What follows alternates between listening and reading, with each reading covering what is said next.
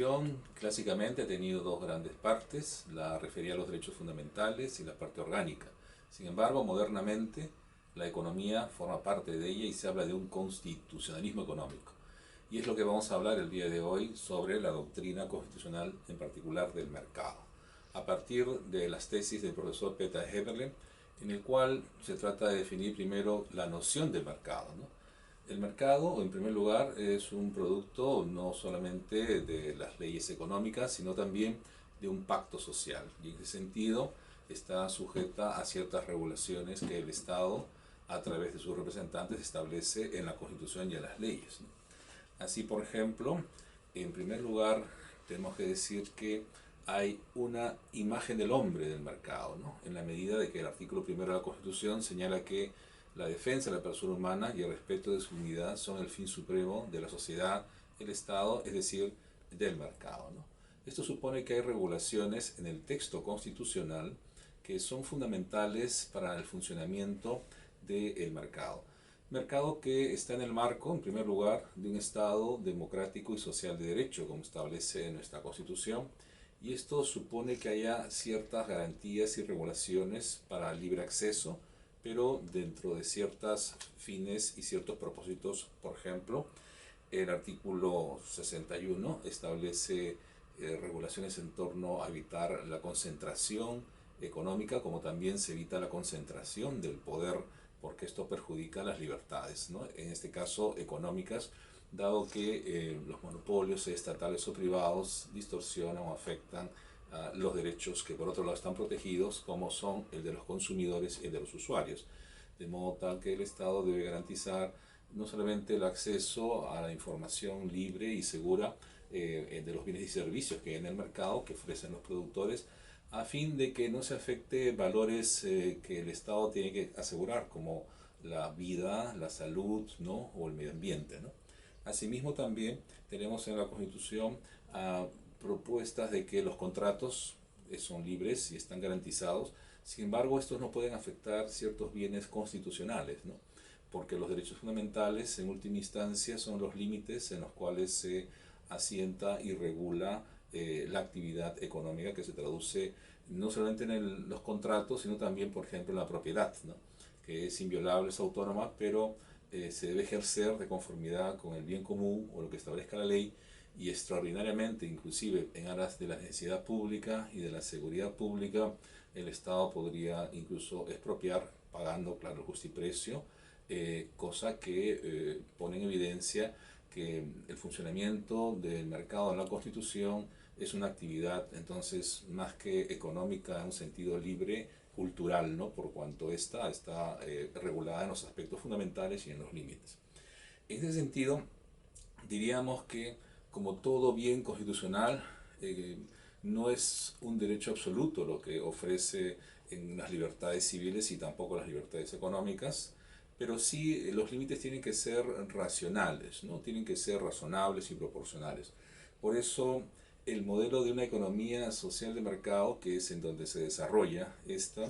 es una tercera vía, es decir, no busca un intervencionismo estatal, ¿no? Que desincentive o afecte los derechos y libertades económicas, pero tampoco se busca que sea un mercado, como diría Ferrajoli, sin reglas, que puede producir un mercado salvaje, es decir, donde el grande se come al chico, sin ningún tipo de regulación o protección. De allí que, por ejemplo, en países que ya han atravesado largamente el desarrollo económico dentro de los estados de derecho,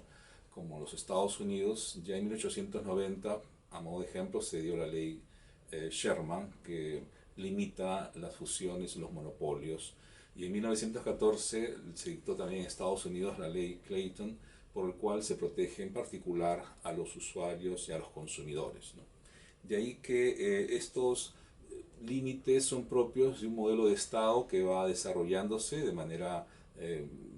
constitucional y legal, y evitando entonces que se produzcan algunos fenómenos como se han producido en nuestro país, ¿no? Por ejemplo, hace pocos años, no obstante que la Constitución establece los límites de la concentración de la propiedad, y en particular el artículo 61 la proscribe en los medios de comunicación, escritos, televisivos u orales, Esto generó concretamente que la compra que hiciera el grupo El Comercio, al grupo de Pensa, se absorbiera en el mercado de los diarios de circulación nacional por parte del grupo El Comercio el 80% de la producción de la misma, ¿no? Y el argumento del caso fue que no había una ley específica que regulara la fusión o la concentración de medios de comunicación escrita, por cuanto sí lo hay en materia de ley de radio y televisión, ya que en ella se establece límites para el acceso a las frecuencias del espectro electromagnético, que como recurso natural y bien escaso